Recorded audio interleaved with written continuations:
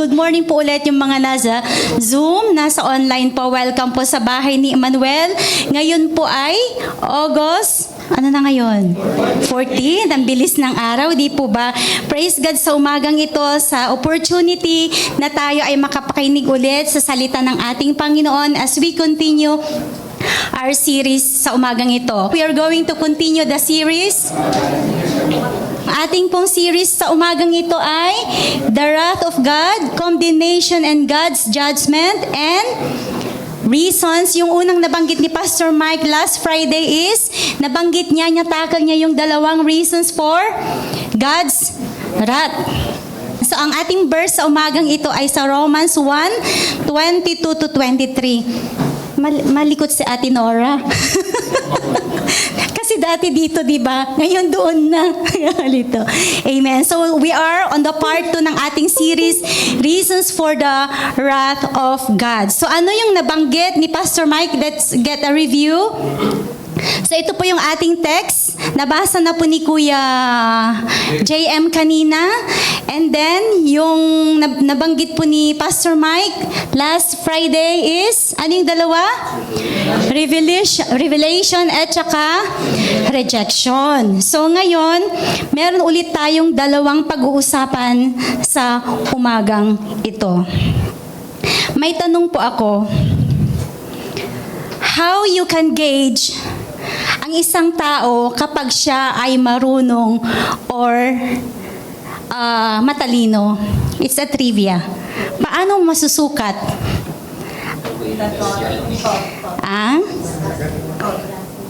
Ano? Kapag naka-eyeglass daw, sabi ni Ate Rhea. Genius! Diba? It's a punchline. I hope. Hindi ko alam kung magets niyo to. Ano? Okay, kung paano siya magsalita. Diba? Maboka. So, he is wise, matalino, marunong. Kailan at paano natin makikita or masusukat ang karunungan ng isang tao? May airport na. May airport na? Ay, may airport na daw. Wow! Oh, Kuya Joe! So that means you are wise. Oh, may airport na daw. May landing. Magla-landing. Oh, ganun. Oh, Kuya Joe, ikaw nagsabi nun, ha? Oh. Sirit na? Wala na daw kilay. Wala di kilay kasi nagsusunog na ng kilay. So trivia para matawa kayo. Malalaman natin na isang tao ay marunong at matalino kapag tinubuan na siya ng ano? Tigihawat? Gray hair? Wisdom tooth. Oh, matawa kayo. Oh, di ba? Alibhasa kasi nagtatrabaho ako dun sa dental. Oh, di ba? So pag wala kapag hindi pa kayo tinubuan ng wisdom tooth, ibig sabihin hindi pa raw tayo matalino. Sis, a trivia. Di ba? Para magising kayo. Wisdom. Pero hindi natin pag-uusapan ang ngipin sa umagang ito. Oh, yun lang. Para matawa kayo kasi napakaseryo. O tawang mabenta pa lang joke ko kay Apusen. Yun. Para magising kayo. So, pinipilit lang. Yun ba? So, yun po yun. Revelation, rejection. So, ano yung pangalawa? Ano? Objection.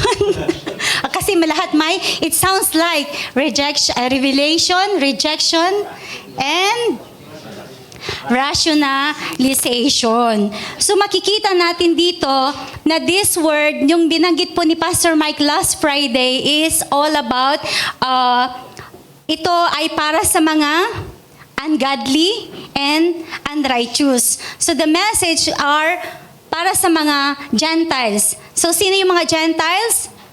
Tayo, di po ba yung napag-aralan po natin last Friday?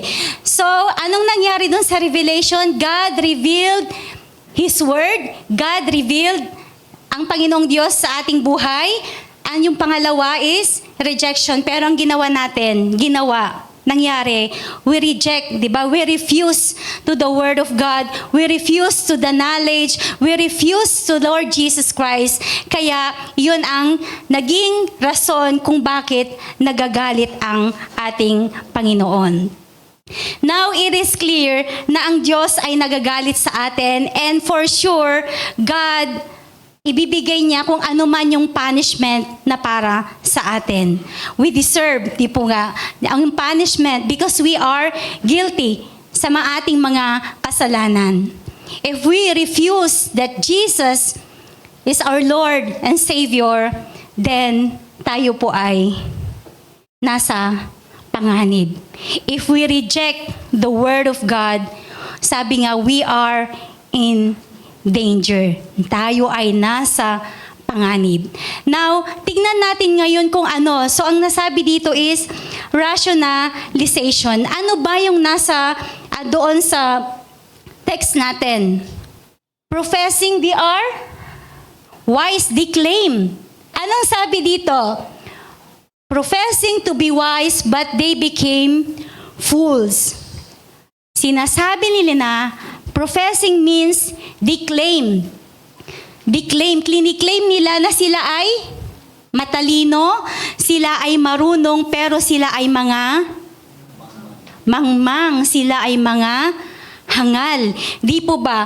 When we say professing, they are affirming na sila ay matalino, sila ay mahusay, pero sa totoo, sila ay mga hangal. When we say wise, anong ibig sabihin ng wise? Sa interlineal, ang sabi dito, hindi yung wise na tuso. Di ba dalawang ibig sabihin ng wise? Wais, di ba tuso, magulang. Di ba? Pero yung wise na tinutukoy dito is, they are skilled, they are expert, they are artificers. Sabi dito, they are skilled in letters. Sa mga scribes to mga to, they are the Greek philosophers and orators. They are the Jewish theologians, and they are the Christian teachers. So sila ay mga wise, sila ay marurunong, so mataas ang kanilang mga pinag-aralan. We know doon sa Old Testament or doon sa New Testament, meron tayong mga Sanhedrin, mga Sadducees, Pharisees, di ba? Sila yung mga maaral at marunong sa law, di po ba? Law of God kay Moses, di po ba? Pero anong nangyari doon sa New Testament? Di ba? Hindi nila kliniklaim na si Jesus ay Messiah. Di ba nire-reject nila?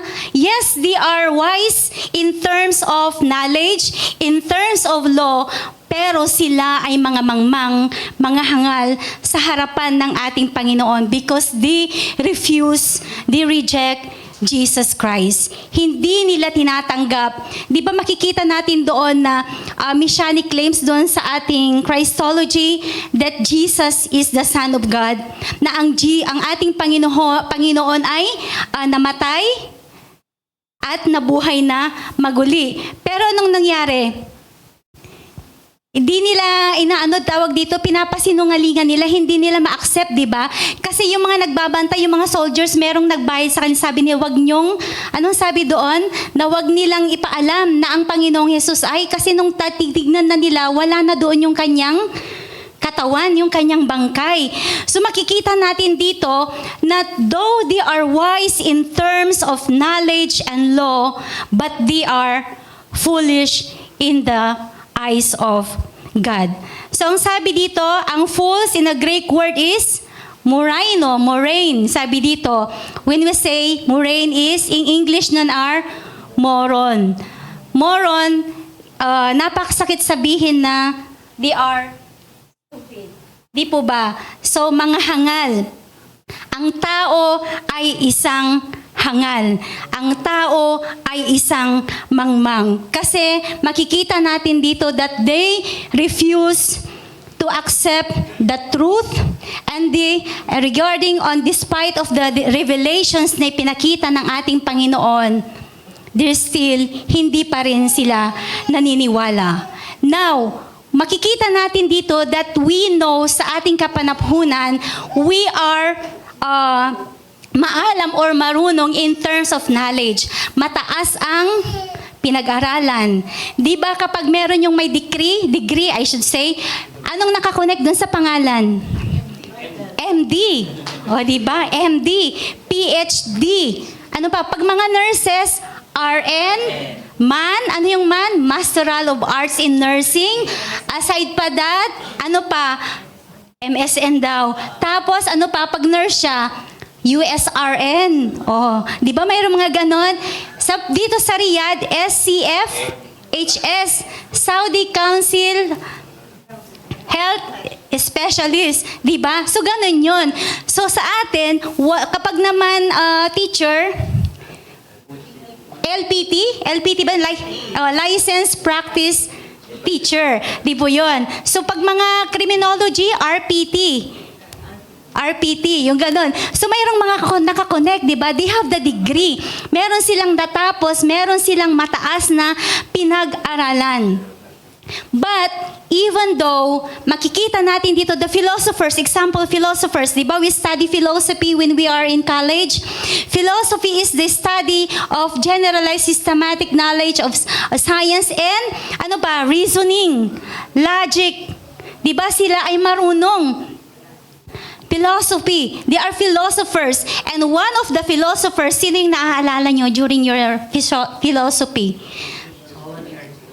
Aristotle? Wow. Socrates? Ano pa ba?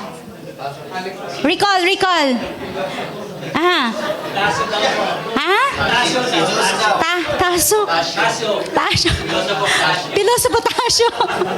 Pilosopo. So, yun. So, they are the Greek philosophers. So, makikita natin dito, sila ay maalam. Because it's study about the logic and reasoning. Marunong sila in their own terms. Marunong sila, alam nila kung lahat. Alam nilang i-justify. Kumbaga sa bata, alam mo nang mali ka, pero what are we trying to do? We're trying to justify ourselves. Nangangatwiran tayo na tayo ay tama, pero tayo ay mali.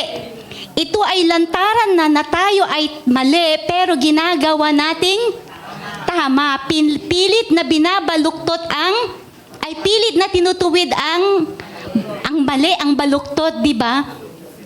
Yung mga nag-aano dun sa mga bakal, di ba kapag merong bako-bako yung rod, anong ginagawa nila? Pinupukpok nila, di ba? Para sa ganon, mag-straight yon. Pero kahit na pinupukot mag-straight, meron pa rin siyang, makikita mo pa rin yung pinanggalingan na meron talaga, di po ba? So, hindi natin talaga makikita dito na pag once ay mali, ay mali. Hindi natin pwedeng sabihin na tama ito kung ito ay mali sa harapan ng ating Panginoon. In the eyes of man, okay, sige, it was accepted. Accepted ito, sige, sabihin na nating tama. Wala naman Wala naman akong nasasagasahan. So, okay lang to. Tama ito. Kasi wala naman akong nasasaktan, wala namang involved. Diba? So this is right. In your eyes, in your own perspective, you are right. But in the eyes of God, we are totally wrong. Tayo ay mali. So makikita natin dito, maging sa ating panambahan or sa ating pagpupuri sa ating Panginoon, makikita natin dito that we are doing sometimes mga kamalian, mga baluktot sa ating buhay, yung old self natin, pilit nating binabalikan kung minsan. And yet, we are trying to reason out, to rationalize that it's still accepted. Hindi ko maanhan yung sabi doon na merong mga bagay na appropriate, tama, but not all is yung doon sa Tagalog, kalimutan ko yung dito, hindi lahat ay kumbaga accepted, di ba?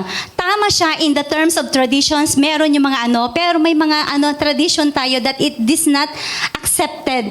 Di po ba? Applicable, I should say. Applicable sa ating mga buhay. So, these are the people that they are still justify and rationalize that we are right, but we are wrong. Sabi ni Pastor Mike last Friday, yung kanilang isip ay, it was darkened yung kanilang puso. Their hearts was darkened, di po ba? At sa halip, dun sa Tagalog na kanina, sa halip yung kanilang pag-iisip ay, tignan nga natin dun sa Tagalog kasi inano ko po yung Tagalog dito. Sa halip, sabi dito, ang kanilang mga isip ay, distorted. Their mind is distorted and their hearts was darkened. Because they reject Jesus, they refuse God, and then after that, sa ang kanilang puso, ang kanilang isip ay distorted na ang kanilang pag-iisip. Their thinking is futile. Di po ba? Yung kanilang mga pag-iisip. And dito makikita natin that if our hearts was already darkened and our eyes was blindfolded. In Ilocano, nakulaapan ti matada ko na daya. Our eyes, so English na lang, kaya in English ko po eh. In English ko siya. Sa Tagalog, ating mata ay natakpan, di ba? We are blindfolded, natakpan. Para magising kayo, kasi akala nyo nagaano ako, pero Ilocano yun. Play ulit. Nakulaapan ti matada ko na mata. Nakulaapan is natakpan. So, makikita natin dito na gine-justify nila ang kanilang mga gawa, ang kanilang mga maling gawa. Di ba sa bata, alam mo nang mali yung ginawa niya? Anong gagawin ng bata? Nung tayo, di ba nagre-reason out tayo? Have we experienced that sa ating mga magulang? Mga pasaway tayo noon? Sinong hindi naging pasaway dito? Lahat tayo naging pasaway. Sige, Toto. So, di ba, mali yan, sabi ng ating nanay at tatay. Pero ang ginagawa, nakita na niya na mali ka. Pero ang ginawa mo, ay hindi naman eh. Di ba? Kumbaga, maluwang ang ating tagiliran. In Ilocano, pero hindi ko nasasabihin. Sabi doon sa Tagalog, maluwang ang tagiliran ng tao para doon siya huhugot ng kanyang mga reasons. Doon, kasi doon sa Ilocano kasi pag nagrarason ka noon sa ating mga magulang, naglawa, iti bakrang mo. Kasi nga pangalaam, iti pagrasunam ko nada dyan. So, ibig sabihin, napakaluwang ang tadyang natin, ating tagiliran para doon tayo hugot ng ating mga reasons, rationale, mga rason para i-justify natin na tayo ay tama. Di po ba? So, makikita natin dito na sa harap ng Panginoon, sa kanilang sariling perspektibo, sila ay marunong, sila ay maalam, pero totally, the reality I should say, sila ay mangmang. Tayo ay mangmang. Tayo ay mga hangal. Ginagawa natin kung ano yung mga bagay na hindi kalugod-lugod sa ating Panginoon. Sorry. Sabi dito, ayan, tapos na yan. Philosophy is always set against the gospel. Do you agree? Or hindi natin alam. Philosophy. Yes.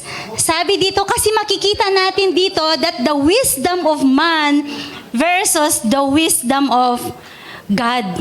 So, nagaano to? Wisdom, karunungan ng isang tao at ang karunungan ng Diyos. So lahat ng sinasabi dito na ang philosophy is thinking about study of logic, reason. Di po ba? Di ba yung mga abogado, pagkapag may kaso ka, mali, di ba, nagnakaw ka, but they are able to prove that you are innocent. Di ba?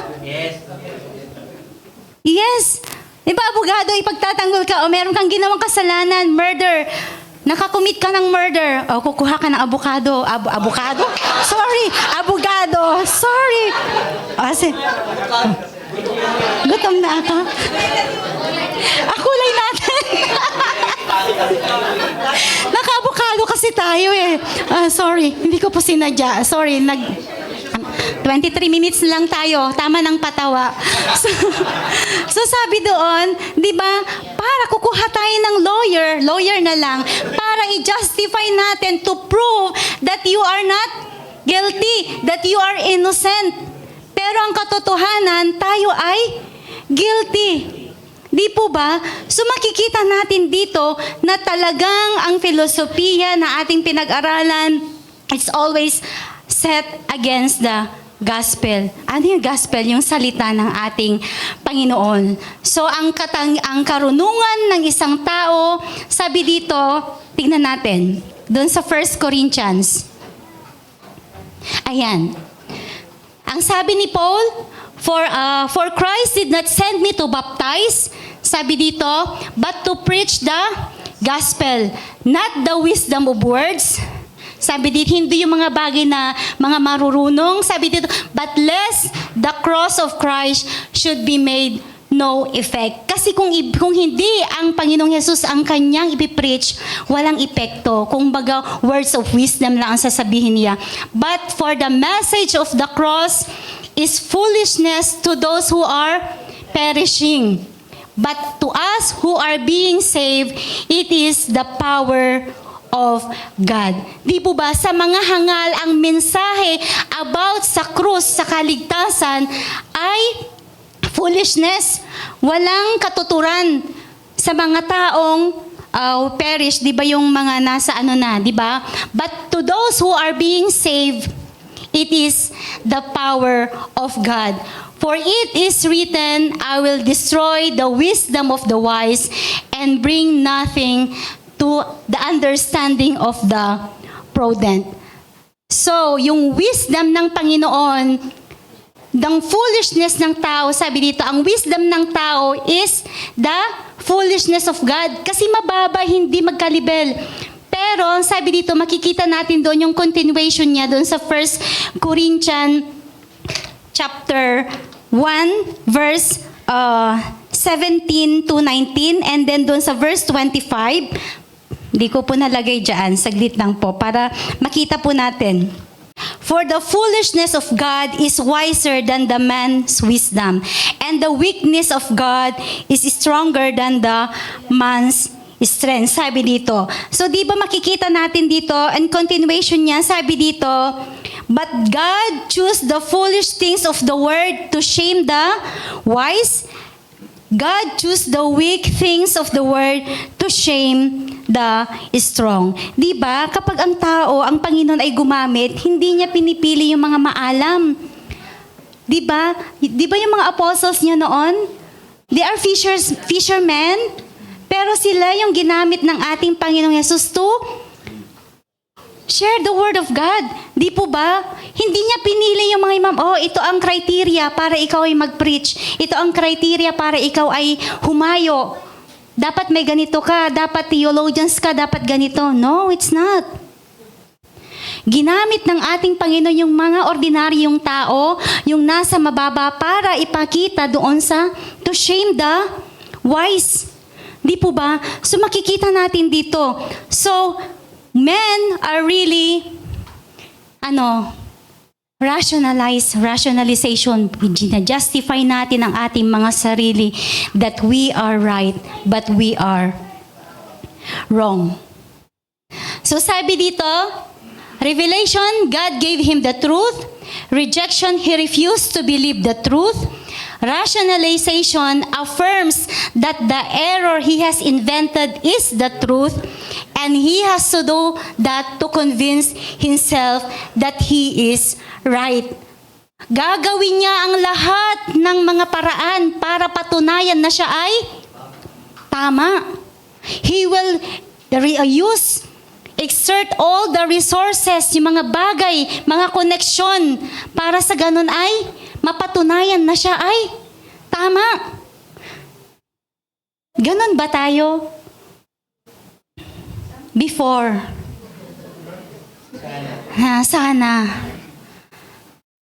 Sana wala na yung ganyang mga bagay, 'di ba? Sabi dito, the fear of the Lord is the beginning of wisdom, and the knowledge of the Holy One is understanding. Kapag hindi mo kilala, wala kang pagkatakot sa Diyos, you don't give reverence and honor to our God, you are foolish. You are considered, we are foolish. Diba? Alam natin yan. So the fear of the Lord, ang pagkatakot sa ating Diyos, doon nagsisimula ang karunungan, because ang ating Panginoong ay marunong. He is wise. Di ba? So, ito yun. And the knowledge of the Holy One is understanding. Do we fear God? Amen.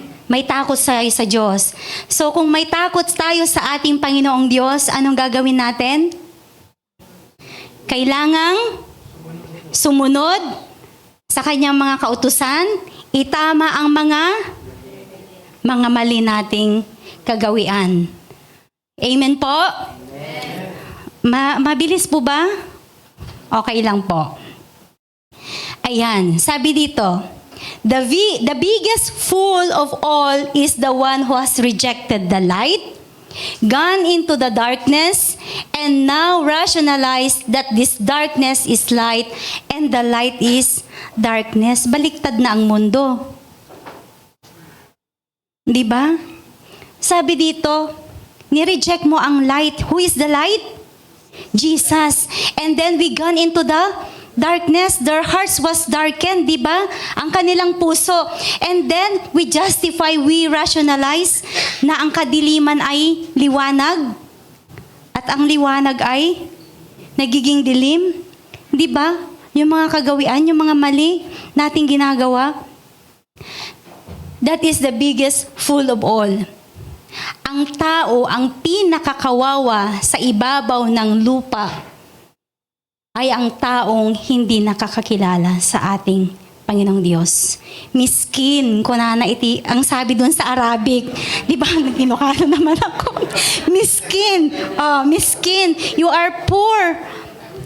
Di ba, miskin inti, sabi niya, di ba, you are poor.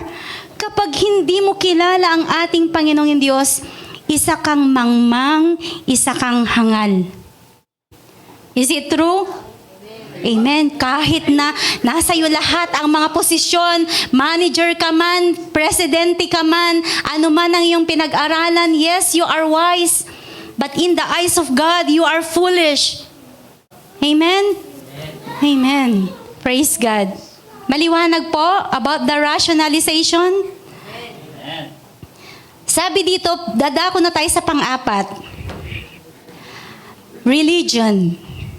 In Romans 1:23, sabi dito, and change the glory of incorruptible God into an image made like corruptible men and birds and four-footed animals and creeping things.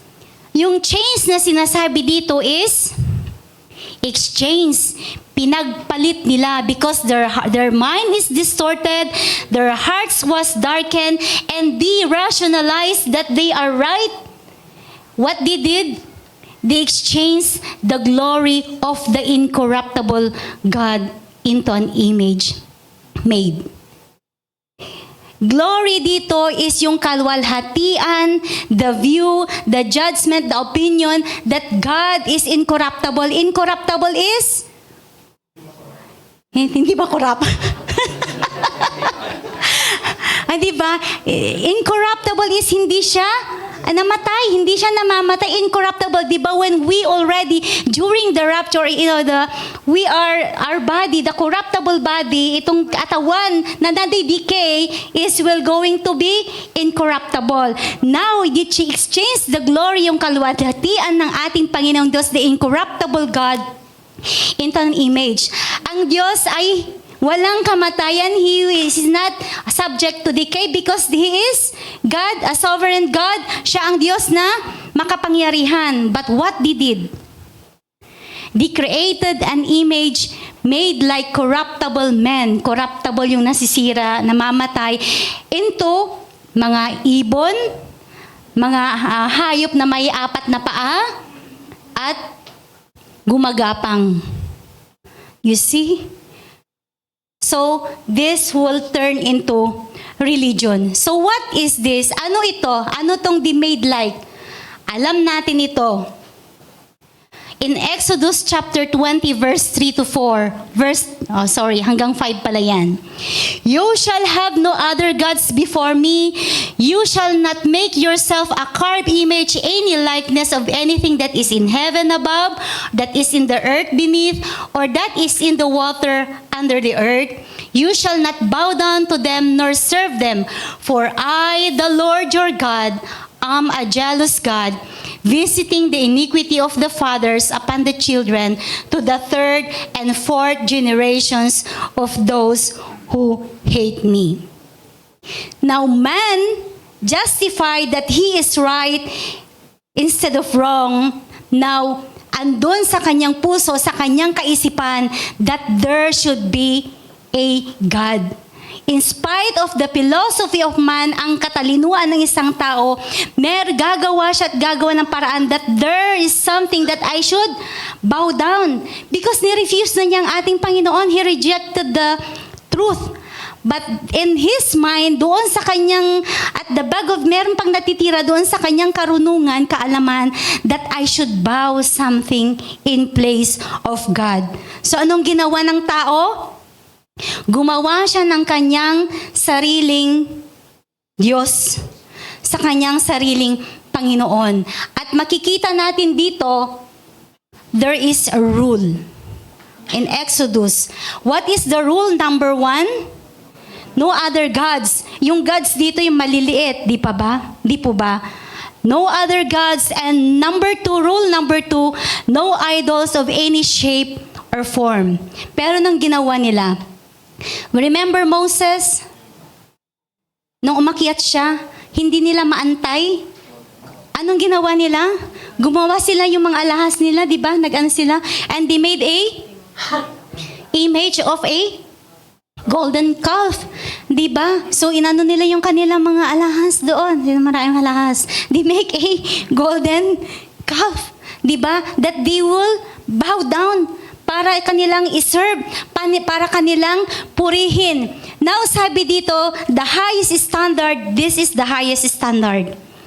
It was summed up, the Exodus, the 10 Commandments, the Decalogue, it was summed up in Mark chapter 12, that love the Lord your God with all thy heart, soul, mind, and strength. Pero nung ginawa nila, gumawa sila ng kanilang sariling Diyos. Sabi ni Voltaire, pasensya na, this is a philosopher, God made man in His own image. Di ba nung create tayo ng ating Panginoon, we are made for, just like the Christ-like, di ba, image of God. And then man returned the favor. Binalik niya, nag-reciprocate ang tao. Ano ginawa niya? Gumawa din siya ng sarili ng Diyos na in His image ng tao. Diba? Because made like a corruptible man, diba? Meron tayong ginagawang Diyos na sinasanto, tawag dito, sinasamba ng mga tao. Diba? Doon sa ating pinanggalingan, yung mga saints, yung mga apostle, o di ba sinasamba nila yon? Di ba? Makikita natin doon. So, napakagaling naman ng tao. Create tayo ng ating Panginoon. So, ang tao is generous. Nag-reciprocate siya. Gumawa din siya ng sariling niyang Diyos sa imahe ng tao. So, yun ang sabi ni Voltaire. Doon sa 2 Kings chapter 17, verse 15 to 16, sabi dito, ito ay yung mga Israelites when they are captives in Assyria. And they rejected his statutes and his covenant that he had made with their fathers, and his testimonies which he has testified against them. They followed idols, became idolaters, and after the nations who were all around them concerning went whom the Lord had charged, that they should not do like them. So they left all the commandments of the Lord their God, made for themselves a molded image and 2 calves, made of a wooden image, and worship all the hosts of heaven and serve Baal. Di ba ang sabi ng Diyos, wag niyong gawin to, sabi niya dun sa mga kanilang fathers, di ba? Ninuno, pero anong ginawa nila? Instead, they made a molded image and 2 calves, and they served Baal. Sabi dito, they didn't want to believe in God. Hindi sila naniwala sa Diyos. That is the rejection. And they descended from to emptiness in their futile thinking, and their hearts were darkened, and from emptiness into idolatry, and from idolatry into moral perversion. Perversion is, we say, corrupt. Pinalitan nila, pinalitan nila yun. And they sold themselves to devil and into judgment. Diba? Binenta nila ang kanilang mga sarili sa evil. And after that, it will bring into judgment, kaparusahan. So, ano yung mga ginawa nila? Nag-serve sila ang Egyptians, they are served. Sino yung mga sinuserve ng mga Egyptians? Mga bulls, ganyan. Diba? Romans is mga birds. Eagle. Di po ba? So makikita dito. And now, let's go back. Punta po tayo doon sa Ezekiel. Daniel, I should say. Daniel chapter 5, 17 to 23. Are we aware of this? Si Belshazzar? Belshazzar is the son of Nebuchadnezzar. Sa Daniel. So makikita natin dito, ng kwento, para i-summarize ko na lang po, yung mga nasamsam ni Haring Nebuchadnezzar, it was turned into Belshazzar. Kasi si Belshazzar na ang kanyang anak ang naging hari.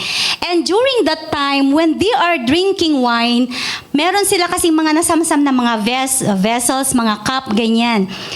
Ang ginawa ni Belshazzar is inutusan niya ang kanyang mga alagad na sabi dito, get the vessels, sabi dito. Para sa ganon, sila ay magiinuman. Kasi nung time na nag-inom na sa drinking wine, pinakuha niya. Ang nangyari dito, ito yung mga nasamsam. And makikita natin dito, when they are drinking wine together with his wives, his concubines, anong nangyari? Itinaas niya ang kanyang sarili. He lifted himself up. Hindi niya pinuri ang ating Panginoong Diyos. Tingnan po natin. And then after that, anong ginawa nila? They worship the idols. Tingnan po natin para maano po. Sa verse 1 po ako, basahin ko. Okay. King Belshazzar gave a great banquet. Merong mga piging, di ba, okasyon, for 1,000 of his nobles, and drank wine with them. While Belshazzar was drinking his wine, he gave orders to bring the gold yun, and silver goblets, yung baso, that Nebuchadnezzar his father had taken from the temple in Jerusalem. So yung goblets na yun ang ninakaw nila dun sa temple of Jerusalem, so that the king and his nobles, his wives and his concubines might drink from them. So they brought in the gold goblets, and he had been taken from the temple of God in Jerusalem, and the king and his nobles and his wives and his concubine drank for them. So, andito ngayon dun sa 17, nakikita natin dito na merong ginawa si Belshazzar. Alam niya na ito ay alam niya yung karunungan, they have the knowledge na ito ay nasamsam ng kanyang ama, yung goblets na yon in the temple of Jerusalem. Now, let's go to 17. Noong time na yon, di ba, during the pigging, the banquet, merong nagsalute doon sa wall. there is a hand. Are you familiar with that? Yung may nagsulat doon sa wall na it was written in Hebrew ba yun, yung nakalagay? Saglit lang, tingnan po natin dito.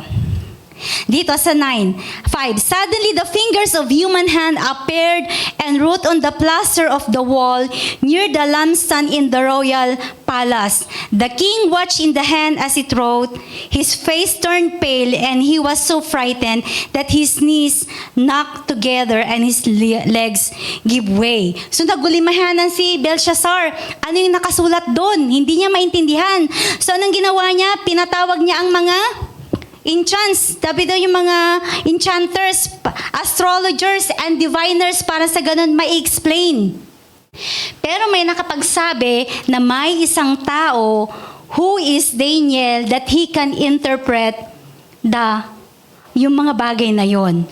So anong sabi doon sa verse 17 to 23? Nung sabi niya kasi ni Belshazzar, kung sino man ang makakapagpaliwanag dito, I will give him sabi dito yung gold. On his neck, sabi dito, you will be clothed in purple and have a gold chain placed around your neck, and you will be made the third highest ruler in the kingdom. So yun yung reward. Pero anong sabi ni Daniel? Daniel answered the king, you may keep your gift for yourself and give your rewards for someone else. Nevertheless, I will read the writing for the king. So ito yung naging kasalanan niya. Sa 18, tignan natin. The King Most High God give your father Nebuchadnezzar sovereignty and greatness, glory and splendor. Because of his high position, itinaas din niya because of pride si Nebuchadnezzar. So anong nangyari? Because of his high position, he gave him all the peoples and nations and men of every language are dreaded and feared him. Those the king, kung sinong gustong ipapatay noon ni Nebuchadnezzar, pinapatay. Isang ano lang niya, isang order lang niya, patay ka na. Diba? Those he wanted to spare, he will spare. But those who wanted to promote, pinopromote niya. But those who wanted to humble, he will humble. But hardened with pride, his heart became arrogant and hardened with pride. At anong nangyari? He lived with the wild donkeys and ate grass. Diba? In the cattle, like cattle, and his body was drenched with the dew of heaven. Pero itong si Belshazzar, sabi na, you have not humbled yourself. Alam mo na to nung una pa. So Belshazzar sinned against knowledge kasi alam na niya nung nangyari. Pero anong ginawa niya? Ginaya din niya. Sabi dito, instead, you have set yourself up against the Lord of heaven. You have the goblets from the temple brought to you, and you and your wives, sabi niya, your concubines drank wine from them. You praise. So he blasphemed God kasi tinaas niya ang kanyang sarili. And another one is, he was idolatrous. Kasi pinuri niya yung golds and silver. Sabi dito, you praise the gods of silver and gold, of bronze, iron, wood, and stone, which cannot see or hear. Di ba ang mga tao, we know, saan yung lugar na yung mga gumagawa ng mga Diyos-Diyosan, di ba? Na, di ba, kukuha sila, puputol sila ng puno. Di ba? Puputol sila ng puno. And then they will carve, paete, yung mga andoon, they will carve. Gagawa sila, yung nakaukit, gagawa sila, mag-shape sila ng form ng tao. Di po ba? So, pipili sila ng magandang puno. Hindi yung puno na sira-sira kasi hindi mo siya ma-shape. So gagawa sila ng mga puno upang sa ganon, they can form their gods. Di po ba? So makikita natin dito, yung kanyang create, may mata. Di ba? It was a form of man. May mata pero hindi nakakakita. May tenga, hindi nakakarinig. May bibig, hindi nakakapagsalita. Then how you will praise, you will worship, you will bow down that image. Di ba kung meron pang ang lindol, kapag yung lindol, una nilang sinisave yung imahe. Di ba? Sinisave nila yon instead na ikaw ang isave ng Diyos mo.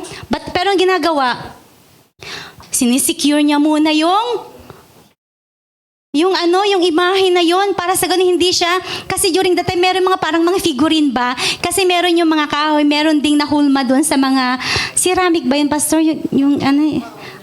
Nababasag. So, di po pag lindol, di ba?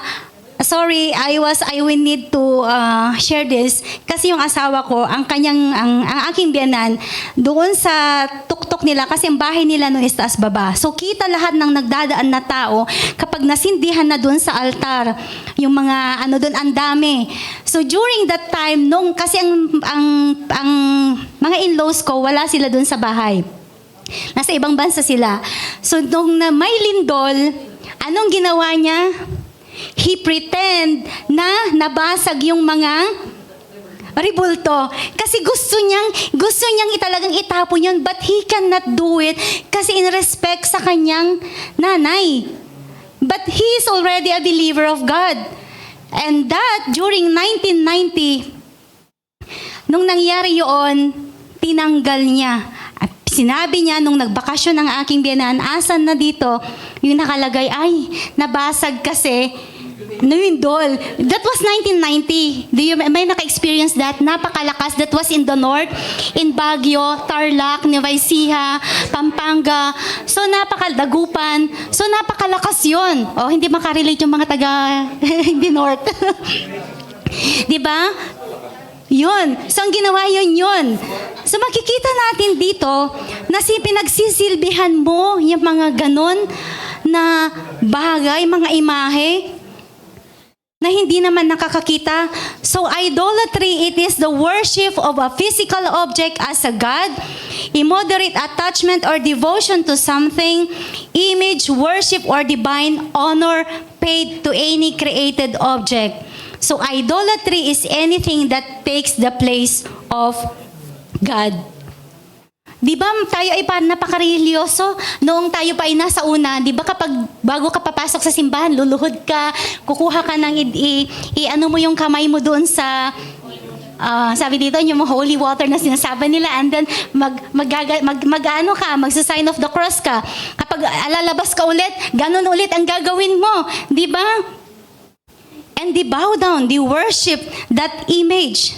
So that is idolatry. So makikita natin dito yung pagsamba sa mga Diyos-Diyosan. I hope wala na sa atin yung mga yon. Time is up na. But when we are talking about the idolatry, it's not only about the image, but it's all about any representation that takes the place of God. That is idolatry. Now, how we can relate to modern?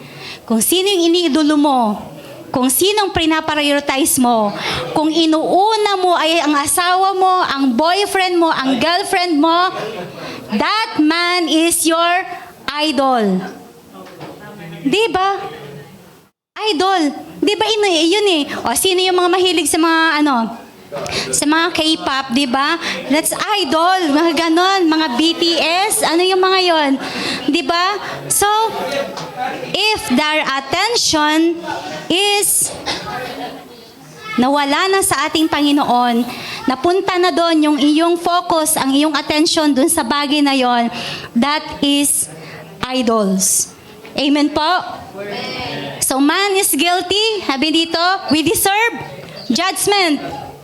And the ultimate insanity of man, he reject God, he invent a non-God, made in his own image, in his own terms, he worship the God. At sasabihin niyang siya ay marunong, wise daw siya. Si A.W. Tozer is a missionary. Sabi dito, idolatry begins in the mind when we pervert or exchange the idea of God for something other than what He really is. Diba? Which is true. Kasi sa ating isip, binubuo mo na, when you change, it begins with the mind. Kailangan meron akong ganito, sabi niya, in the exchange of the idea of God, that is already an idolatry. Hindi lang yung literal na luluhod ka. Diba? That is idolatry. When we pervert, kapag tinatanggal natin, we corrupt, inaalis natin yung, in exchange natin yung kaisipan ng isang Diyos sa mga bagay. Di po ba? Amen? Isaiah 2:8, sabi dito, they worship the work of their hands, which their own fingers have made. They actually worshiping the creation they have created, which in effect, pinupuri nila ang kanilang sarili. Di ba gandang-ganda ka sa sarili mo? Kung minsan, ang ating sarili, kung minsan, it became our idol. What is that in psychiatric? The delusion of grandeur, narcissistic. Di ba? Na ikaw ay talagang marunong maalam. Di ba? You worship yourself. Ay, magaling ako, marunong ako. Di ba? Sinasambo mo ang sarili. So do you believe that man is religious by nature? Yes. When we are colonized by the mga Kastila, di ba? Inano nila atin ang relihiyon ng ating. Sabi dito, but when He wipes God of His life, pag inalis mo ang Panginoong Diyos sa iyong buhay, ang naiiwan na lamang sa iyo ay ang sarili mo, and you will do all things. You will push yourself to be God. He will create, worship the God of His creation. And the truth is, you are worshiping the God of this world, who is none other than Satan himself. That's why ang Panginoong Diyos ay nagagalit, na i-revealed kung bakit nagagalit ang Diyos. And that's why God is wrathful against sin, because it reflects the descent of man. Bumaba ang tao, bumaba siya, nag-decline, di ba? Sabi dito, life is so much vanity. We live, tayo ay nabubuhay doon sa edge of insanity. You are insane, di ba? Yung kahangalan, ganyan. This is very, very odd. It was, kakaiba.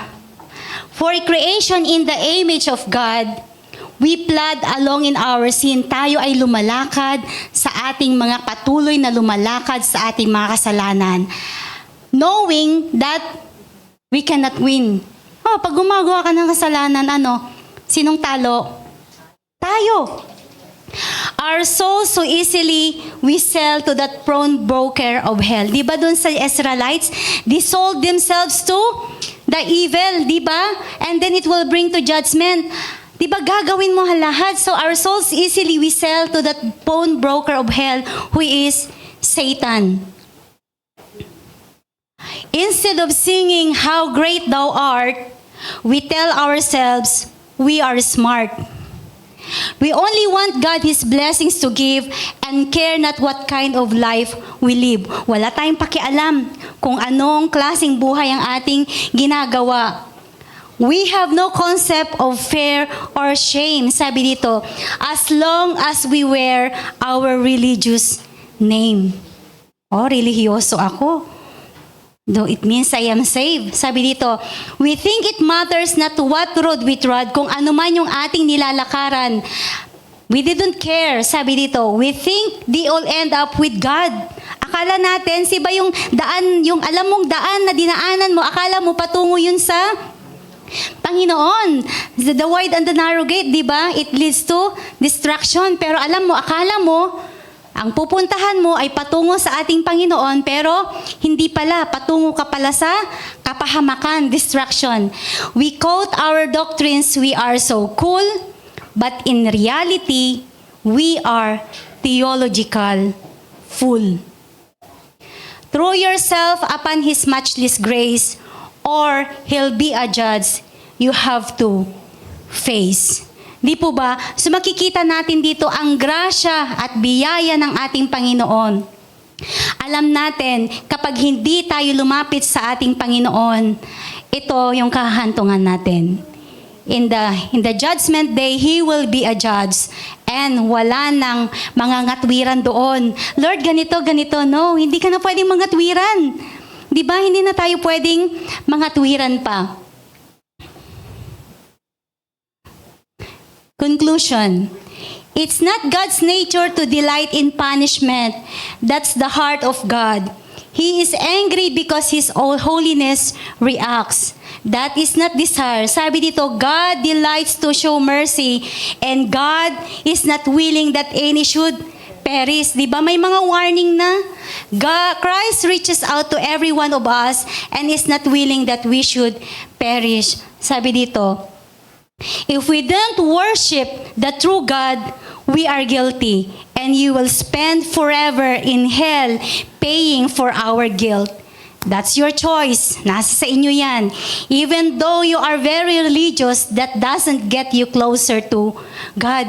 Hindi mo sinasabi, ay, religyoso ako, I'm devoted, ginagawa ko yung mga bagay na ginto. But if you will not worship the true God, kung hindi mo kilala ang ating Diyos, sabi dito, you will be into eternal damnation. People are not lost because there's no opportunity. They are lost because they don't want opportunity and we need Jesus Christ. It's true. Warnings was already been given. Di ba? May mga warning na ginawa. Sinabi ang ating Panginoong Jesus, ang mga apostles during that time, and then tayo, may mga warning na that if we will not come to Christ, if we will not seek Jesus, we will go into the dagat-dagatang apoy. Di po ba? That there will be gnashing of teeth. Sabi doon. So, kailangan na tayo ay lumapit sa ating Panginoon. Once, di ba ang mga namamatay kapag once na sila ay malapit ng mga naghihingalo, there is the time that they need to seek God. Di ba kapag malapit ka ng mamatay, hindi mo naman sasabihin, asan yung mga alahas ko? Hindi yun ang sasabihin mo. What you will do, if you are already in danger, you will need to ask help. Kung sinong kanino tayo hihingi ng tulong? Sa ating Panginoong Diyos. So makikita natin dito, if we, for example, our health is in danger, nagsisigarilyo ka, umiinom ka, okay lang, kasi wala pa. Hindi mo pa ramdam yung mga simptomas ng ganito, di ba? So hindi ka pa magsisik ng advice. But when you start na meron ka ng naramdaman sa iyong sarili, that's the time that you will seek medical advice. Ganon din tayo. Kapag hindi pa natin nakikita hindi ako pinaparusahan ng Diyos. Yes, God is gracious, God is merciful. Gracious is yung hindi natin deserve, binibigay ng Panginoon. Mercy is we deserve to be punished, pero anong nangyari? Hinohold muna ng ating Panginoon yan, hindi po ba? But surely, we will receive judgment and punishment if we are not going to turn away from our evil ways. Are you agree with that? So, kailangan nating ang ating Panginoong Jesus, kailangan nating lumapit sa Kanya, and then if we are in Christ, we know that we are the wisest men. Tayo ay magiging marunong. We have the wisdom because alam natin meron tayong pagkatakot sa ating Panginoong Jesus. Amen po? Amen. And to God be the glory. Praise God.